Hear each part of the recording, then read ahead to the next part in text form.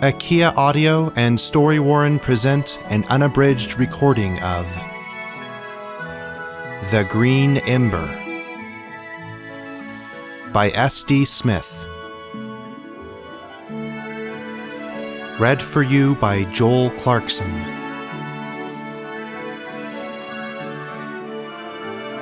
Dedication for Anne and Josiah. Querite primum regnum Dei.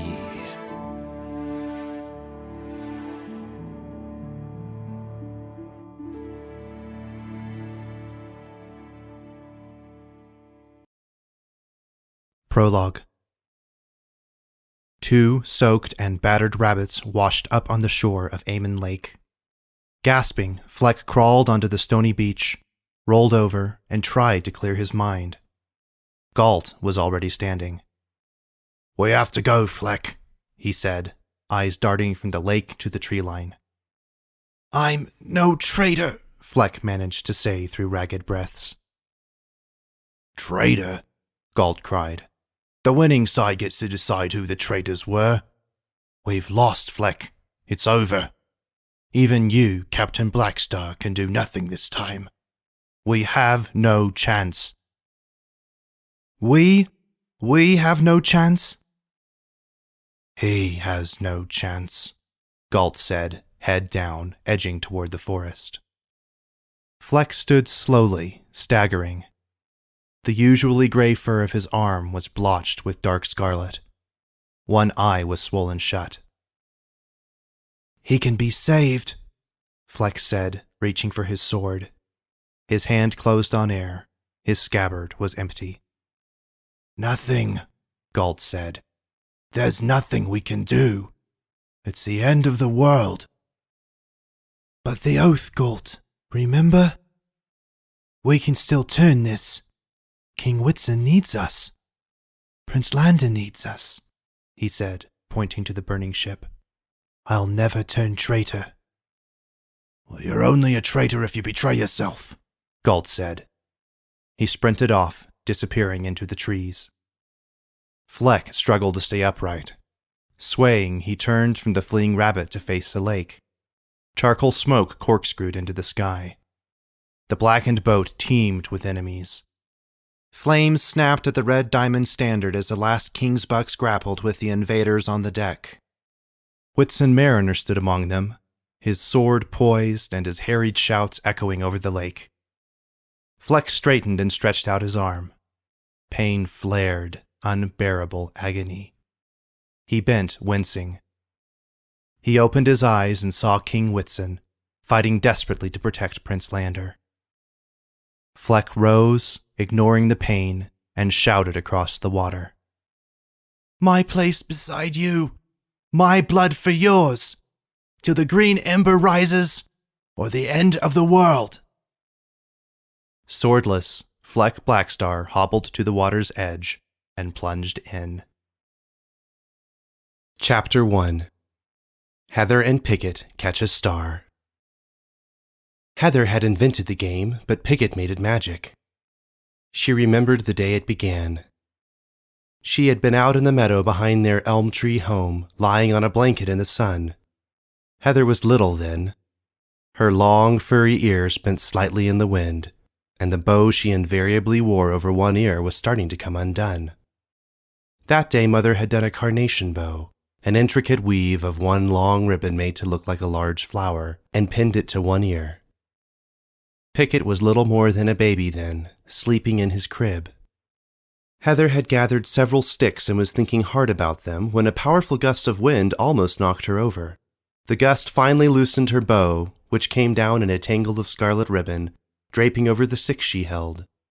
She was unaware that she held the ingredients for a game that would later give them endless hours of fun. She had crossed 2 short sticks and made an X shape. Then she added another, giving it 6 points.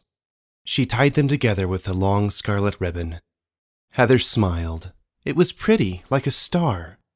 The end of the ribbon trailed back a few feet, and she considered wrapping all of it around the bound pointed sticks. But she stopped suddenly, and the wind picked up again as she tied off the ribbon around the star at its center, leaving its long scarlet train to flap in the breeze. She stood, holding her small invention aloft, smiling wide.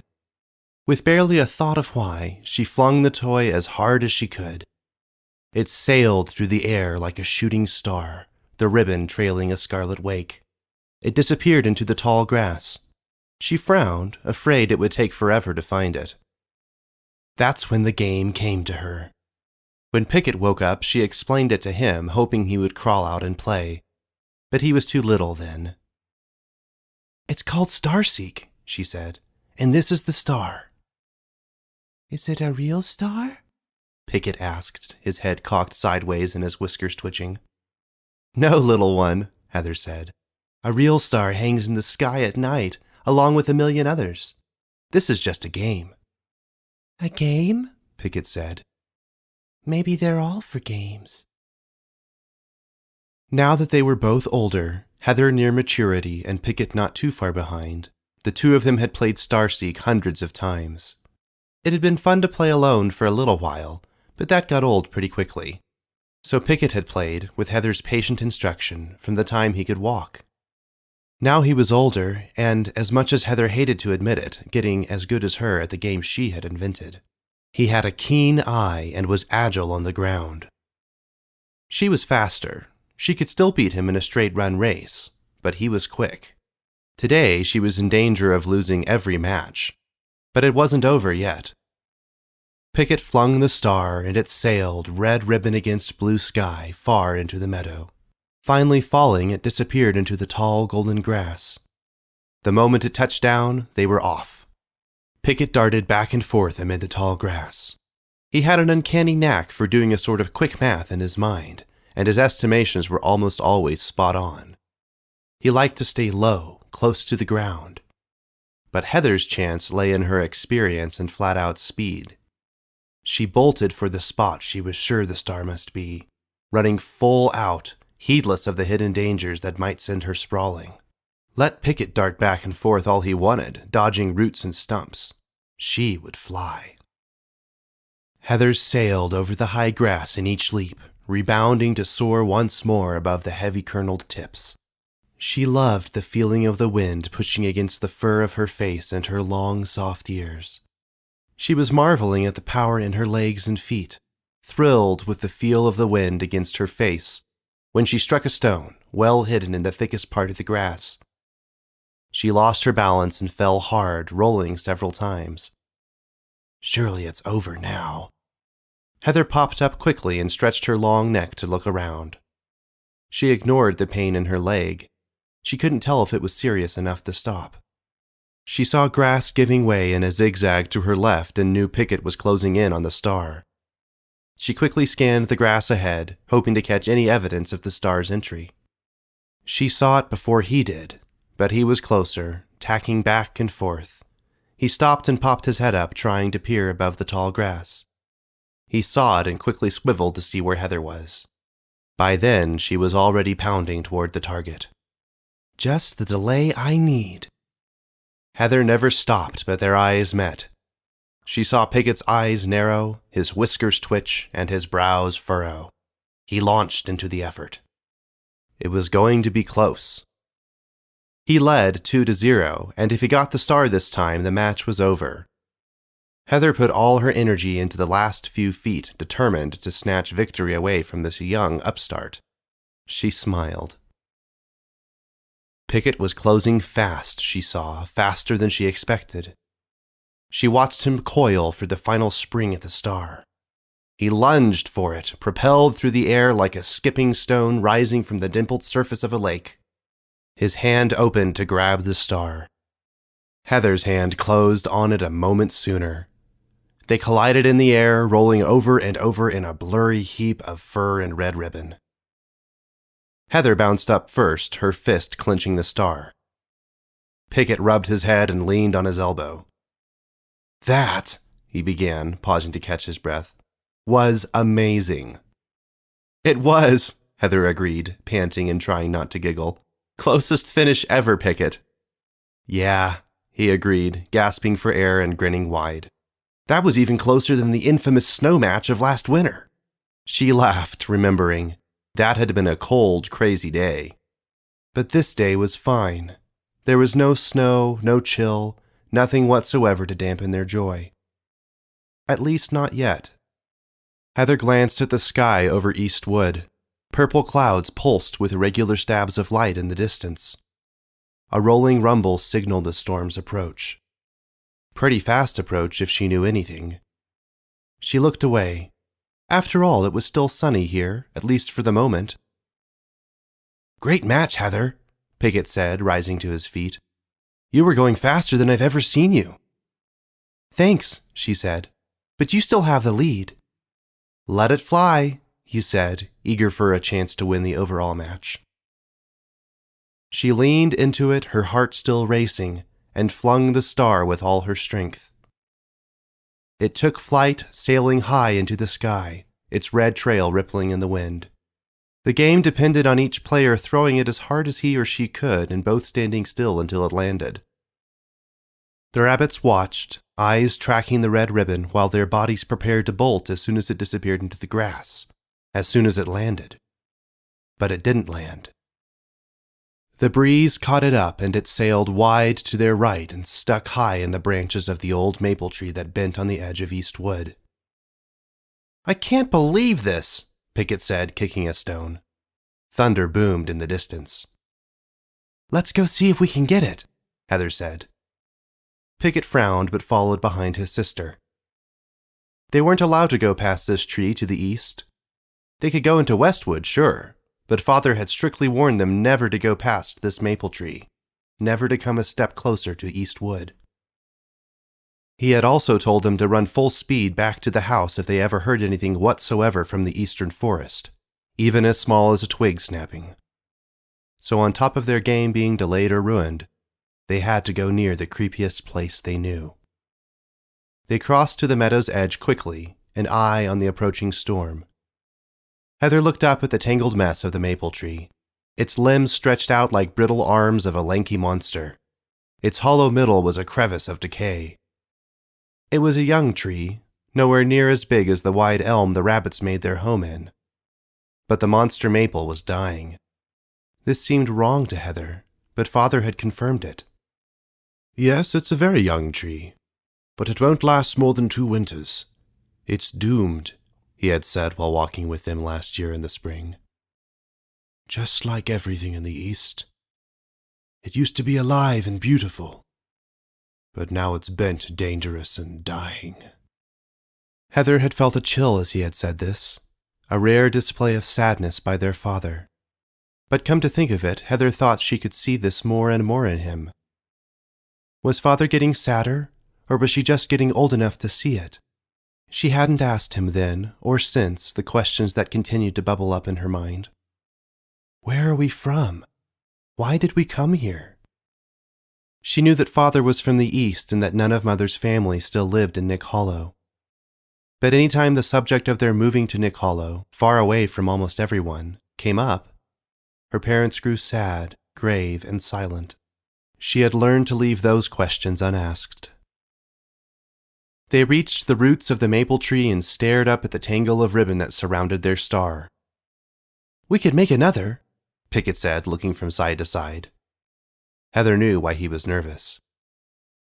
"That ribbon isn't so easy to find, Picket," she said. "We can get it if we work together." "You know I'm scared of heights," he said. "There's no point in teasing me." "I'm not teasing you," Heather said, snapping back. "I just think you need to get over it. We're not that far away from being old enough to be on our own, Pick." "I'm sorry I can't be as grown-up and brave as Heather the Magnificent," he said. "Let me boost you up," she said, fighting off the urge to really sting him with her words. She cast an uneasy eye at the forest, which lay just a few yards away down a gentle slope. She found a good spot and folded her hands together, making a place for Picket's foot to step up and reach the lowest limb. From there, she knew he should be able to reach the next limb and climb up carefully to reach the star. She watched him hesitate, first glancing at the wood with a wince, then looking up fearfully at where the star was stuck in the branches. Beyond the branches, the blue sky was turning to purple as charcoal clouds turned above. Heather could tell he was embarrassed, that he was fighting off the urge to run away. She felt nervous as well. This lanky monster of a tree had their star in its heights, and had looked determined to trap them in its branches. The sky thundered suddenly, an ominous, brooding doom. Heather felt panic growing inside of her. "It's nothing," she said aloud. "I'm not afraid of this." But she couldn't finish her defiant words. A bone-rattling boom ripped open the sky, sending a jagged javelin of gold crackling down. The rabbits were knocked back as lightning struck the maple with a deafening crack, followed by a spray of sparks and shards of bark. Lightning ripped through the limbs, circling the brittle trunk of the maple in a braided tangle of fire. Heather got to her feet, dazed. Her vision cleared. She looked up. A huge limb, one of the monster maple's bending arms, heavy and ablaze, cracked off and hurtled toward them. She stole a panicked glance at Picket. Picket was on his back, eyes closed. He wasn't moving. Chapter 2. Home in the Hollow. As the burning limb descended, Heather sprang. She dove onto her brother, gripping him tightly and rolling them both down the sloping grass, away from the blazing maple's limb. The singed fingers of the outmost branches pawed at them as the monster maple's arm smashed into the ground, in time with another thunderous boom from the sky. They rolled into a thorn bush on the edge of East Wood as the rain began to fall. Like the blazing branch they had only just escaped, the rain came down suddenly, with no pitter-patter of polite introduction. Lightning split the sky again, this time a little farther off. Picket woke, eyes wide and gasping for breath. "It's okay, Picket," Heather said in a rush, loud above the noise. "You're all right." Heather checked him over quickly to confirm her words. For a moment they sat there, staring dumbly at the burning tree, smoke twisting up into the sky as the rain extinguished the blaze from the top down. After another boom of thunder and a crackling flash, they ran for it. Even though it was the middle of the afternoon, it was hard to see. With the storm's arrival, a frightening darkness out of the east had descended. The two rabbits ran, hand in hand, slipping and tripping in the driving rain. They were shadows of what they had been only a short time ago when they had crossed the meadow like comets chasing after a star. They were shaken and afraid. They had the whole of the wide meadow to cross in the darkness, soaked and fearful, but in flashes of lightning they could see their elm tree home. Flash! Father and Mother appeared on the little porch between the wide, smooth roots of the tree. Flash! Mother was holding baby Jax, her face showing worry. Father peered into the darkness. "Here!" Heather shouted. Flash! Picket shouted too, but their voices sounded small in the pounding rain and irregular claps of thunder. Flash! Mother pointed. Rumble! Flash! Father dashed into the storm. The younger rabbits ducked as the sky was split and lightning fell. Heather saw Father in the bright bursts, never ducking, always moving toward them in the darkness. Eager, determined, confident. He met them halfway across the meadow. Father paused before them and they stopped. He looked from Picket to Heather and, after a moment's hesitation, put his arm around Heather and motioned for them to follow him back. Heather thought he had almost meant to pick her up, to fold her in his arms and carry her home. But he seemed startled, or half embarrassed that she wasn't really small enough to carry like that anymore. Nor was Picket, who was almost her size now. Nearly to the porch, Father glanced down at her. She smiled up at him. Finally, they were on the porch and through the door. Baby Jax cried in the corner while Mother met them with blankets, towels, and hugs. "What a fright you've had," she said, unable to keep from making the pleasant chattering nonsense sounds she used to comfort baby Jax. Heather received a blanket gratefully, felt it wrap around her, and sat down at the table along with Picket. Father hugged them each and then hurried across to the stove and built a hasty fire. He returned and took up baby Jax, who stopped crying when Father rocked him. Father grabbed the poker, still rocking Jax, and poked at the fire. Heather watched him toss another log in, and it sputtered to life. "You're soaked," Mother said to Father. "And you're getting little Jacket wet now, too." We're all in this together, he said, shaking his head so the water sprayed at her. She laughed, grabbed the kettle, and set it to boil above the fire. Now both of you come sit by the fire, and I'll bring you some dry clothes, Mother said. Heather smiled.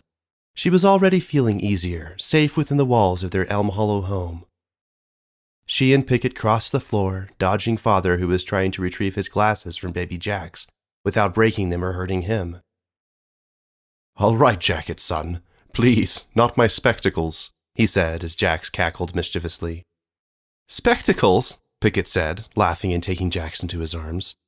Why do you call them spectacles? That's how most of them talk in the East, where your fancy father is from, Mother called.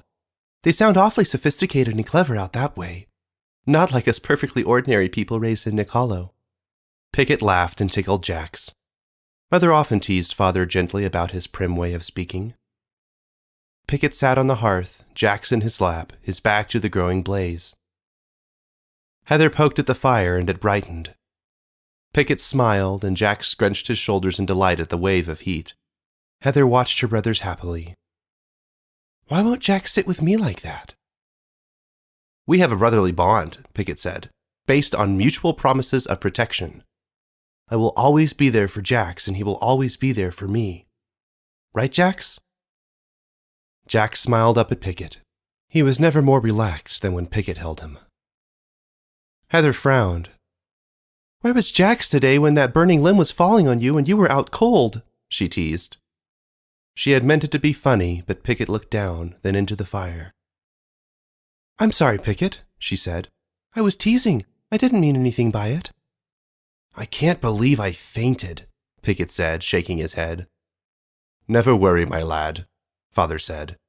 It's a weakness of our kind. Rabbits often faint before we can even think about it, and then we take a long time to recover. It's just a weakness. I don't want to be weak, Picket whispered. He looked down into his baby brother's eyes. I'll never let you down, Jax. I'll be strong for you. Heather frowned. It was sweet, yes, but when Picket talked like that, something twisted in her stomach. Soon the kettle was boiling, they were in fresh, dry clothes, and they all sat around the fire, at ease as the storm raged outside. Mother poured tea while Father tried to fix his glasses. Mother brought them each a raisin cake, and Father, setting down his glasses in surrender, began to fill his pipe. Heather loved the smell of Father's pipe. When he blew smoke rings, she had always thought of it as magic. Mother can fix your glasses or your spectacular spectacles, Heather said primly. Why don't you tell us a story? Yeah, Picket said, perking up. Goofhack the Blabber in the Tattler's Dungeon? Jax and I vote for Goofhack. Heather frowned at him, and Father noticed. Perhaps something a little more grown-up for my adventurous children, Father said, cocking an eyebrow at Heather. She smiled, then panicked. Heather? Father asked. Would you like to tell us a little tale? She looked down, blushed, coughed, and stammered. Well, I don't know. She did know. Not now, not yet. Maybe next time? Father looked at her with a hint of disappointment and seemed to be about to say something. Then he just looked into the fire. After a while, he spoke. Heather, I think you are very brave. What you did today out there in the storm took courage. All of life is a battle against fear. We fight it on one front and it sneaks around to our flank. He paused, looked kindly at her. Yes, Father, I understand. I regret many things I've done, he said, but most of all I regret those moments when I said to fear, You are my master. He suddenly looked terribly sad. What is it, Father? Picket asked as Mother tenderly took Jax from him. It's only that when you're older, you hand out wisdom to your children like you know everything, but it is sometimes hard to follow your own advice. I don't think you're afraid of anything, Picket said. You wouldn't ever faint. Well, Father said, looking down. I'm sorry to say that's not true. I'm not proud of everything I've done, son. Mother's soothing noises could be heard from across the room where she quieted baby Jax for bed. What about that story, Father? Heather said. A story about bravery. A story to make us brave, Father said, nodding and laying down his damaged glasses. He rubbed his eyes, cast a glance at Mother, then stared into the fire. Heather and Picket exchanged quick glances. This felt different than their father's usual fireside tales. How about I tell you a true story? Father said, still staring into the fire as if searching for the thread of the tale inside the bobbing, jagged edges of the flames. Mother came to stand beside Father, baby Jax asleep in her arms. Father looked up at her, and a knowing look passed between them. Heather had seen this many times, how they spoke without words. Father's eyes asked a question. Mother nodded, smiling sadly. She sat down in the rocking chair and hummed the beginning of a sad melody. Well, Heather thought, the melody was something more than sad, but not less than sad. She tried to find a word for it, but Father was talking again. All right, my dears, Father said. I will tell you of the rise and fall of King Jupiter the Great. Chapter 3. King Jupiter. The weariness vanished from Father as he closed his eyes, focusing on the tale. He smiled as if the memory of the story was sweet. There was a long, silent pause. Just when Heather and Picket began to wonder if he would ever speak again, he started. Long ago in the great wood there lived a rabbit king named Walter. You have heard many tales of Whitsun Mariner and the First Trackers. I have told you of the escape from Golden Coast, the calamitous sea passage, the discovery of Natalia, and the Battle of Amon Lake. You know of King Whitsun, of brave Settle, of loyal Captain Blackstar, and the others of our first heroes. Over 100 years separated King Walter from his famous ancestor Whitsun Mariner, and 1,000 tales lay between them. Many kings were born, lived, and died in Natalia.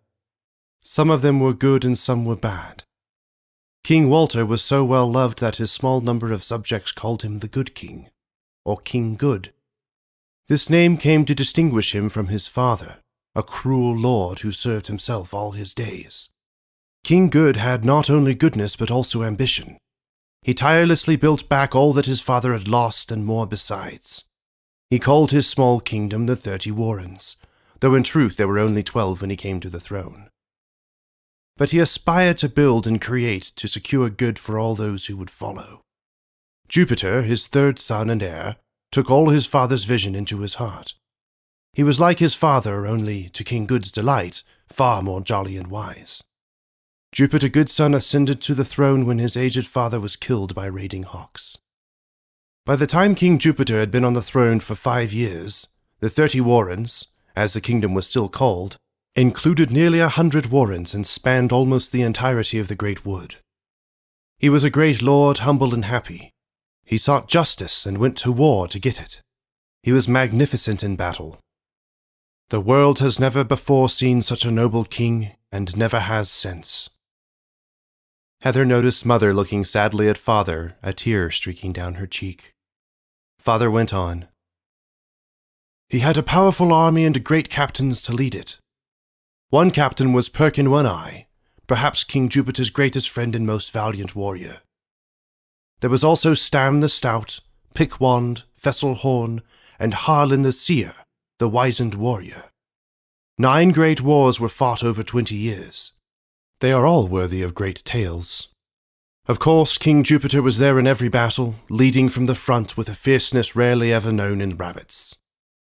In the Red Valley War, King Jupiter came to the aid of a small collection of warrens under siege. They were threatened by a pack of wolves led by their wicked king, a ruthless wolf named Garlax. King Jupiter swept the wolves from the Red Valley. He fought Garlax himself, ending him in a spectacular battle as the red sun set. Oh, they sang songs of his victory for years. He was a wonder. Father paused to collect himself again. Heather and Picket waited, wise and silent, eager for more. Heather wondered why such a happy story could make Father so sad, but she didn't ask. Then she remembered that Father had called this tale The Rise and Fall of King Jupiter the Great. Father went on. He became known as the greatest fighting king of the age.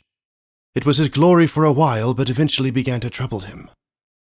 The laughter in him quieted, and he became graver. He believed he had always tried to achieve peace and was sad that he so often had to find it at the end of his sword. So King Jupiter the Great, Lord of the 30 Warrens, bent all his energies to diplomacy, to avoid any wars that could be prevented. Thanks to his many victories and his great army, he was successful.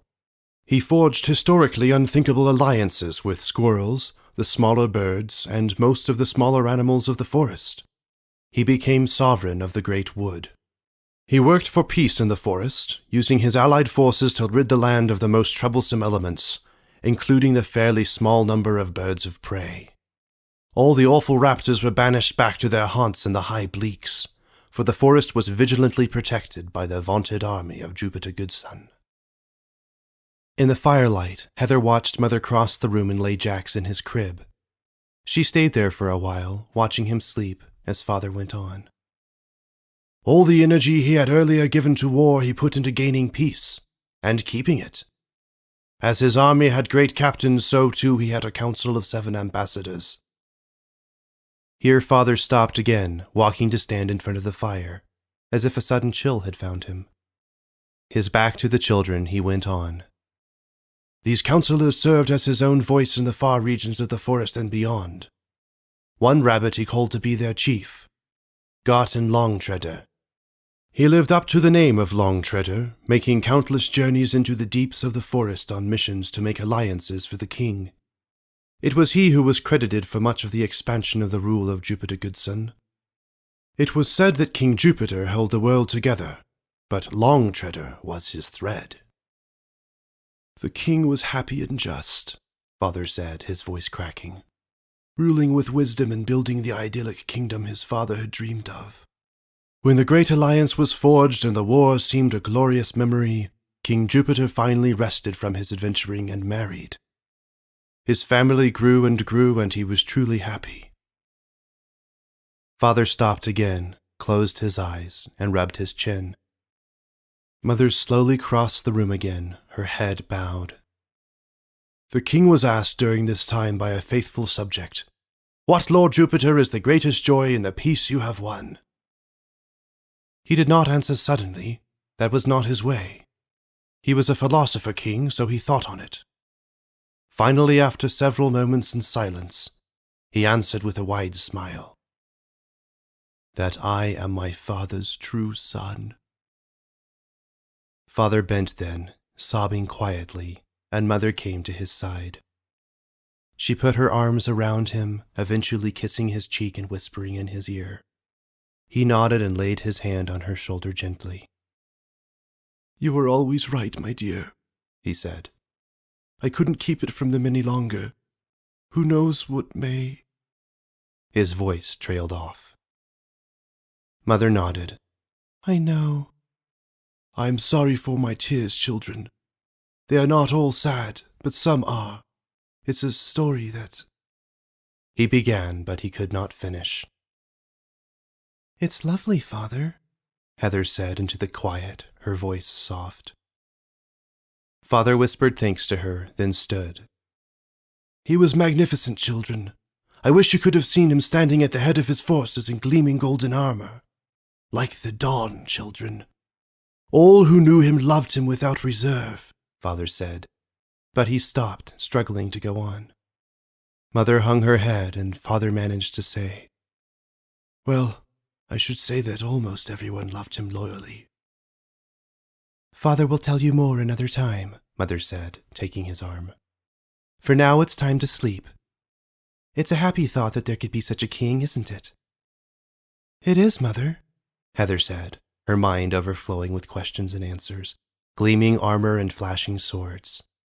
"It's too good not to be true." A few minutes later, Heather and Picket lay quietly in their beds upstairs. Their father had whispered his blessings on them, and Heather could hear his footfalls as he descended the winding stairs. Heather stared out of the small window beyond Picket's bed at the bright white moon. The storm was over, and it was almost chilly. From below, she heard Mother humming the song she'd begun to sing earlier. Then she and Father were singing softly, sadly, together. But it wasn't all sad. She couldn't make out the words, though she strained to hear them, but she understood something of what it meant. It was sad, yes, but there was a note of hopeful longing woven into the aching heartbreak of the tune. She closed her eyes on tears. Chapter 4. The Lady. Heather woke early, though she had not slept well. All night she dreamed of King Jupiter, tall and strong with golden armor gleaming in the sun. She had woken often, only to sleep again and continue the dream. Now she got out of bed and crept past Picket, who was still asleep, and made her way down the winding stairs. Father had hollowed out the elm years ago and made this beautiful stairway. She loved the smooth feel of the railing and the beauty of the pale grain of the carved elm. Breakfast smells found her as she descended, making her smile even as she yawned. She heard shifting chairs and low conversation and paused a moment to listen. She heard an unfamiliar voice, female and ancient sounding, say in a hoarse whisper, "They are on the move now, it is certain. I risked much coming here, I know. I think he may decide this place is safe." Heather waited a moment. Then she heard her father speak. "He may well. He's one of the few who know we're here. Are you sure you weren't followed?" Father sounded worried, which worried Heather. "I usually am. He knows Morpin is seeking the Green Ember," she said. "Morpin has set his wolves on the hunt." Heather went on, rounding the last of the spiral steps to find her parents at the table with the stranger, whose back was to Heather. "Good morning, Heather," Mother said, changing her face from worried to welcoming in an instant. "Go back up and wake Picket, dear. Then come and eat something. We have a guest we'd like you to meet." The unknown lady and father were hunched over some papers, some of which looked like maps. The guest was short and appeared to be much older than Mother. She wore the same sort of sweeping dresses Mother often favored, the kind almost no one in Nick Hollow wore. Hers was black, and she wore elegant long black gloves fringed with lace. She sat up straight. Her fur was gray, peppered with black. She turned her head slightly and raised it to peer, slit-eyed, at Heather. She nodded Heather's way and then returned to her papers. She resumed her conversation with Father in hushed, insistent tones. Father winked at Heather and gave her an encouraging smile before returning to attend to the maps and the mysterious lady. "Father's worried. What does that mean?" She returned the smile but did not mask her concern. She ran back up the stairs and crossed to Picket's bed. "Wake up, Picket," she whispered. He didn't move. "Wake up, Picket," she whispered louder. Nothing. This time she got right next to his ear, which was sagging over the side of his bed. "Picket, wake up!" she shouted. He spun out of his bed, knocking Heather back and rolling over on the floor twice before bouncing up. "I was already awake," he said, staggering. "Right," Heather said, laughing at him. "And I'm a woodpecker." "You're almost as irritating as one," Picket said as he dug at his still sleepy eyes. "Let's go downstairs," she said. "There's a lady down there who seems, I don't know, kind of important. She's talking to Mother and Father about something serious." "I wonder what it is," Picket said. "Let's go and try to find out." "They never tell us anything when stuff like this happens," Picket said, stretching. Picket was right. This sort of thing happened every few months, but lately more and more. A stranger had come last month. It had been happening a lot since little Jax was born 6 months before. "You're right, Picket," Heather sighed. "They'll probably just send us for berries again." "At least there's a built-in snack to that job." "True," Heather agreed, smiling. "Hey, Picket, did you dream of King Jupiter last night?" "I tried," Picket said, shrugging, "but no such luck. You?" "Yeah," she said. "Amazing ones." "You always have great dreams." "I always have vivid dreams," she said. "Sometimes they're not the good kind." "I take it," he said. I dreamed I was riding on a blind cardinal's back and he kept flying into things. That'll be the day, she thought. He's afraid to climb a tree, let alone go soaring in the sky. That would be a funny story, she said. Why don't you make one up about it, he said. Sure I will, she said, smirking. Heather, you should, he said, stifling a yawn. You tell the best stories. Better than Father? Well, he said, maybe not quite the very best, but really awfully terribly good ones. Terribly awful? She asked, scowling. He laughed. That's fair. I would love to write down these King Jupiter stories, she said. Hopefully we hear the rest today, Picket said. I hope so too, but we better get down there. We can ask Father later.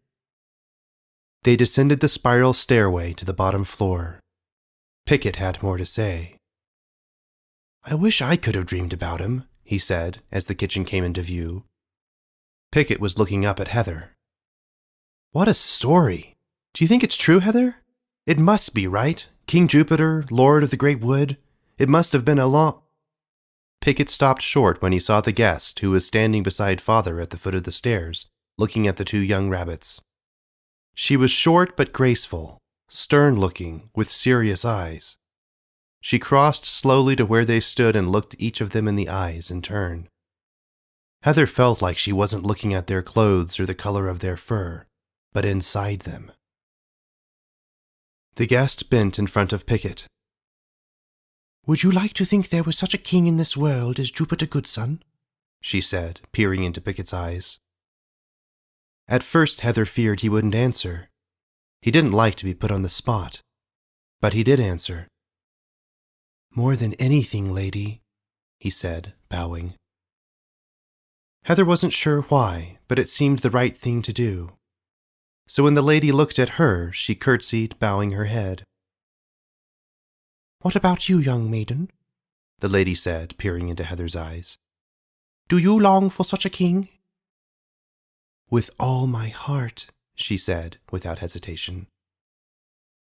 The lady turned to face Father and Mother, who stood arm in arm beside the table. She nodded to them. You do well, my friends.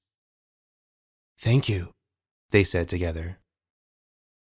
My dear young rabbits, the lady said. King Jupiter is gone, but others take up his cause, and another fills his place. Chapter 5 Eastern Winds. I don't think King Jupiter's cause is picking berries, Heather said. She and Picket had, as they had predicted, been ordered to make the trip into Westwood and pick berries after breakfast. The stranger, who introduced herself as Lady Glenn, had said little at breakfast. They ate quickly, feeling the unspoken urgency in the air. Lady Glenn eyed them sternly throughout, but before they left on their errand, she gave Heather a quick smile. You're right, Heather, Picket said, hurling a stick into a tangled bramble off the path. But it's our job anyway. We may as well enjoy it. Heather slumped her shoulders and pushed out her bottom lip, walking as if heavy with gloom. Then she burst off running with a laugh. Last one to Gladeberry is a turtle! No fair, Picket shouted, running after her. Heather was upset about being left out of the important stuff back at the house, but it was hard to be sad on a day like this. All around them, Nick Hollow was coming alive. The spectacular rainstorm of the day before had made everything greener and brighter. Never mind the broken limbs and downed trees. It was a perfect spring day, breezy and bright. The air was warm around them, and above them lay a deep blue blanket of sky. The sunlight sparkled through the wind-bent boughs of trees, dancing in an ever-shifting pattern of shadows along the path. They ran for a long time, around Evergreen Row, along the widening stream, and even straight past Seven Mounds. Seven Mounds was always an enticement to distract them from chores, but not today. Last summer they had discovered what appeared to be a hidden cave entrance at the base of the third mound. It was a small crack, almost impossible to see. They weren't sure if Heather could fit through it, and Picket had been too afraid to go in alone. They had agreed to try it again sometime, but hadn't yet gotten up the courage. "What a day!" Heather shouted as Picket caught up to her at Gladeberry Crossroads. They stopped to catch their breath. Heather looked down the lane that wound to their right, the way to Gladeberry. To the left, it was only a minute's run to Elric's farm. She considered going down to check on old Mr. Elric, but decided they'd better stick to their instructions. Plus, she hoped to see Lady Glen again. That parting smile had stuck with her. "You ready?" she asked after a minute. "Of course," he said, still puffing. "I was just stopping for you." Heather smiled, shaking her head. Why do boys have to pretend to be so tough? "All right," she said, clapping. "Let's—" A faint but distinct scream came from the direction of Elric's farm. "Was that—" Picket whispered, but Heather held up a hand for silence. She waited, hoping they would not hear it again. All she could hear was the beating of her own heart and Picket's labored breathing. Another scream, this time louder and more urgent. There were more noises, gruff and insistent, followed by more screams. "The house!" Heather shouted, grabbing Picket's arm. "Run!" She darted off back in the direction of their home, running hard. Picket followed quickly, though they were both tired from their long run of just a few moments before. They moved fast, Heather in the lead. Every terrible possibility flashed before her eyes as she ran. She imagined their elderly neighbor, Mr. Elric, being attacked by enormous bloodthirsty hawks, talons razor-sharp and beaks gaping.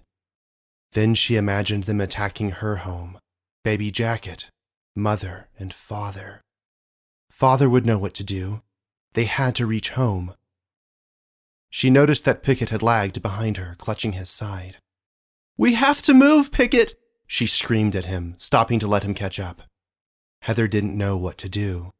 She considered running on ahead to warn their parents, but heard the insistent voice of Father inside her head saying, "Always stick with your brother." But was this time different? "There's no time!" she cried. "We can still make it in time to warn them if we hurry. Think of Jax." Picket nodded gravely, and gasping for air, they launched into a full run once more. Heather smelled something awful. This day, which had been so bright and lovely only moments ago, felt suddenly heavy with doom. Even the sky seemed to darken and grow gray. The smell was worse now, burnt and foul, and the gray haze thickened above. Heather's foreboding grew. They raced past 7 mounds and through Evergreen Row, worry filling their fast-beating hearts. They turned the last corner out of West Wood, preparing to sprint across the meadow to their home. Heather skidded to a stop. She was not prepared for what she saw. Their elm tree home was on fire. Gray smoke pumped out of the upstairs and downstairs windows, spilled through the door to the porch, and gathered into the sky. Orange flames licked the higher branches and played at the edge of every opening. Heather barely stifled a scream. In the smoky haze, she saw large, black-clad figures in the meadow. Wolves, she realized with amazement. Here? How? She was incredulous. She had never seen a wolf but recognized them from her reading and her parents' descriptions. These wolves were organized. They clearly had captains among them. She saw some barking orders and others in formations. They were all in uniform, dressed in black, with a red diamond symbol on their chests. The right side of the diamond fell away in a fang. Their arms were marked with what looked like a hideous brand, a wound standing out bare against their coarse fur. It looked like an M. She saw a terrifying scene of confusion. She hesitated only a moment, then grabbed Picket and dragged him back into the woods. Then she darted sideways, hauling her terrified brother into a thorny thicket. Once inside, they got a look at some of what was happening in the meadow. Their meadow. Heather strained to see through the smoke, trying to find her parents and baby Jax. She saw a collection of around 15 wolves in the foreground, about halfway up the meadow, near the fallen maple limb. The maple tree, half burned with the tangled scar of black char where the lightning had ripped through it, somehow still stood.